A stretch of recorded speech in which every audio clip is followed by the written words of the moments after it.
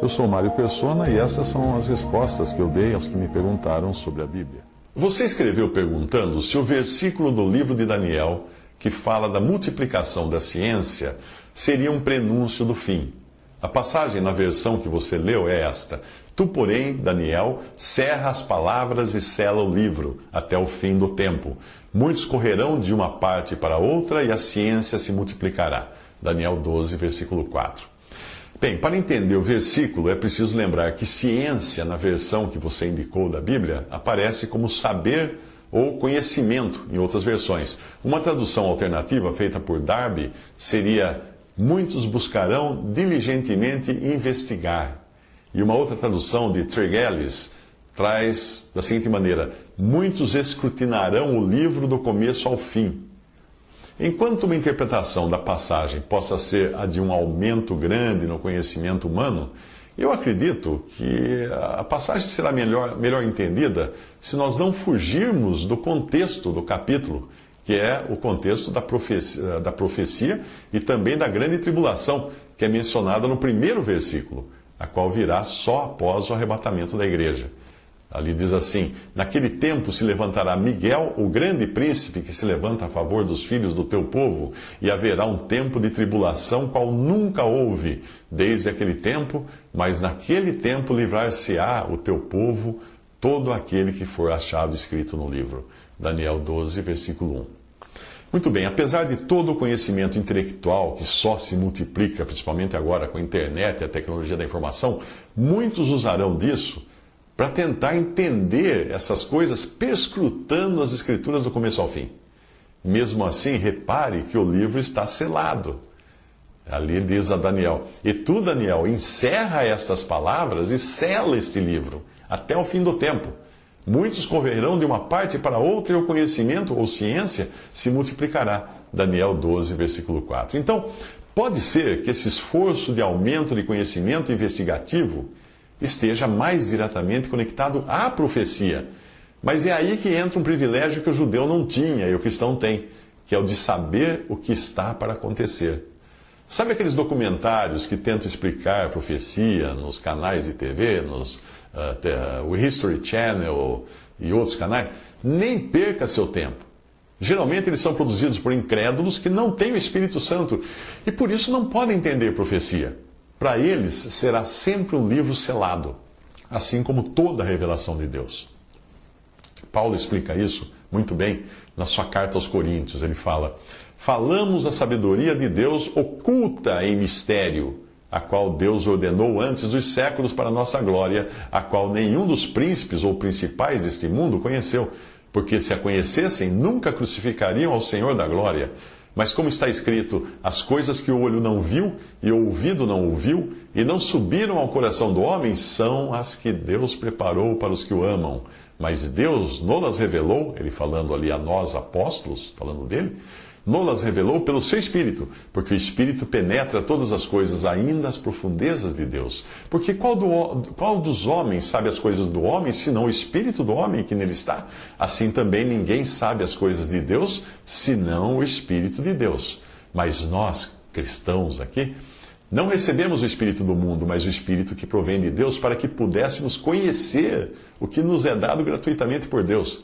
As quais coisas falamos não com palavras de sabedoria humana, mas com as palavras que o Espírito Santo ensina, comparando as coisas espirituais com as espirituais.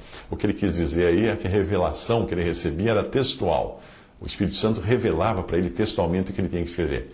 E aí ele continua: ora, o homem natural, falando aí do incrédulo, não compreende as coisas do Espírito de Deus, porque lhe parecem loucura, e não pode entendê-las porque elas se discernem espiritualmente. Então o incrédulo não vai entender jamais a palavra de Deus. Mas o que é espiritual discerne bem tudo, e ele de ninguém é discernido. O que ele quis dizer aí com o cristão é que o cristão discerne tudo, mas o incrédulo não consegue discernir a razão de o cristão ser assim, como ele é. E aí ele continua: porque quem conheceu a mente do Senhor para que possa instruí-lo? Nós temos a mente de Cristo. 1 Coríntios 2, de 7 a 16.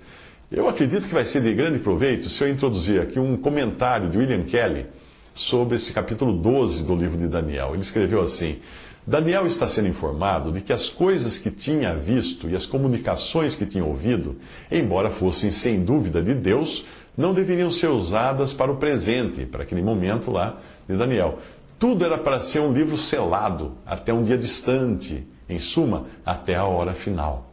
Em um versículo posterior, Daniel coloca a pergunta: qual será o fim dessas coisas? Em Daniel 12, versículo 8. E a resposta é: vai, Daniel, porque essas palavras estão fechadas e seladas até o tempo do fim. Muitos serão purificados e embranquecidos e provados, mas os ímpios procederão impiamente, e nenhum dos ímpios entenderá, mas os sábios entenderão. Daniel 12, versículo 10. Assim nos é claramente mostrado, continua dizendo o autor desse texto, que a compreensão das palavras de Deus é algo espiritual e não uma questão de mero intelecto. Se assim fosse, então os ímpios poderiam entender tanto quanto os justos. É expressamente dito que nenhum dos ímpios entenderá, mas os sábios entenderão. Ou seja, os sábios que já tinham sido mencionados em Daniel 12, versículo 3. Veja a importância disso. No último capítulo do Apocalipse, nós vemos o que é dito ao profeta João no final da sua profecia. O contraste é notório. No último capítulo de Daniel, ele é informado de que tudo deve ser fechado e selado até o tempo do fim. No último capítulo do Apocalipse, João é informado para não selar as palavras da profecia deste livro, porque próximo está o tempo. Apocalipse 22, 10. Em outras palavras, existe um claro contraste entre a injunção dada aos dois profetas. Para o profeta judeu, tudo é selado até o tempo do fim. Para o profeta cristão, nada é selado, tudo está aberto. Qual a razão disto? A resposta é que a igreja, o cristão, é sempre vista como estando no tempo do fim. O dom do Espírito Santo mudou tudo. Desde então, nada foi selado para o cristão. Toda vontade, afeições, conselhos de Deus, sim, e seus segredos sobre o mundo nas Escrituras da verdade estão abertos a ele, ao cristão, pelo poder de Deus. Por mais fraco e ignorante que seja, o cristão tem o Espírito Santo habitando em si. Por isso, ao escrever a bebês na fé, João diz: vós tendes a unção do Santo e sabeis tudo. 1 João 2,20. Toda aprendizagem do mundo nunca poderia fazer um homem compreender a Bíblia. No entanto, alguém nascido de Deus é capaz de entender tudo o que Deus revela nela. Ele só precisa ser conduzido e mais perfeitamente instruído.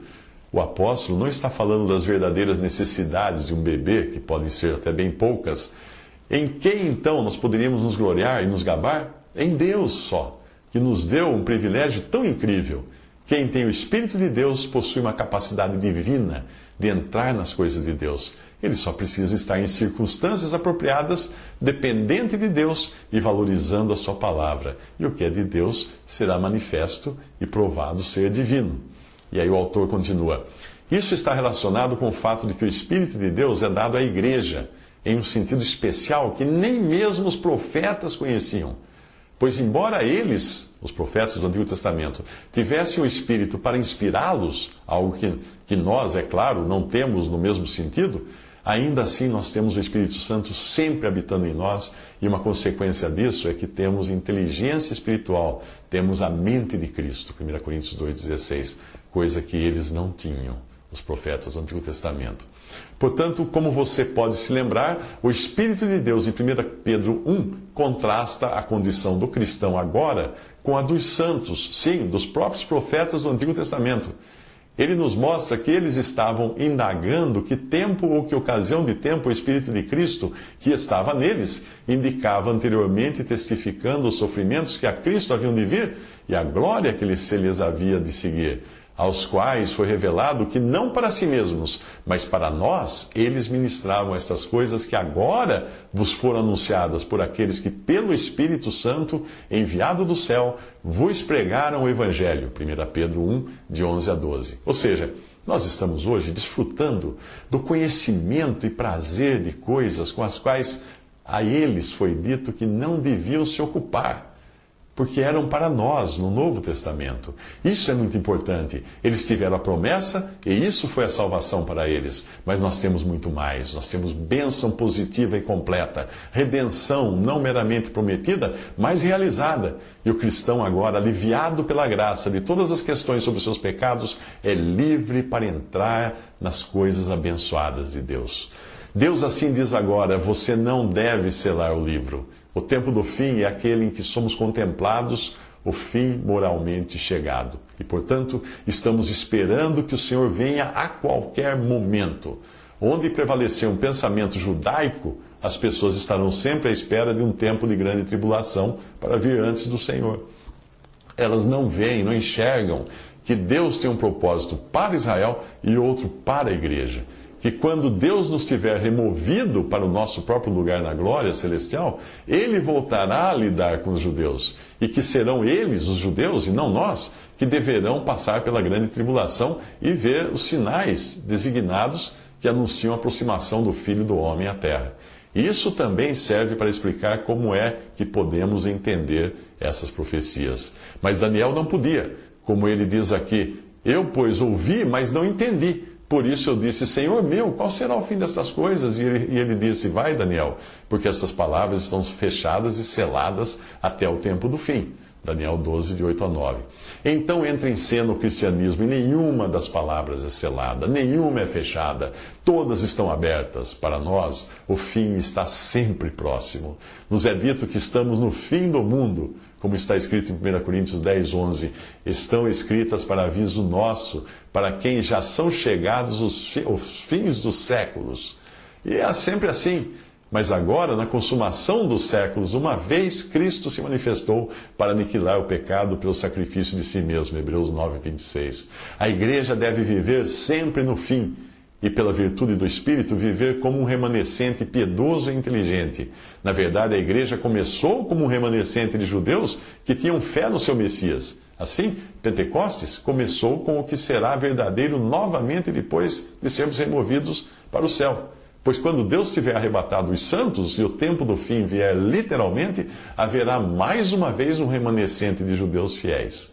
Mas os sábios entenderão. A igreja sempre deve estar fundamentada nesses privilégios, essencialmente acima das meras descobertas ou progressos da era atual. Isso tudo que eu li foi tirado do livro de William Kelly, Notes on the Book of Daniel. Visite respondi.com.br. Visite 3minutos.net.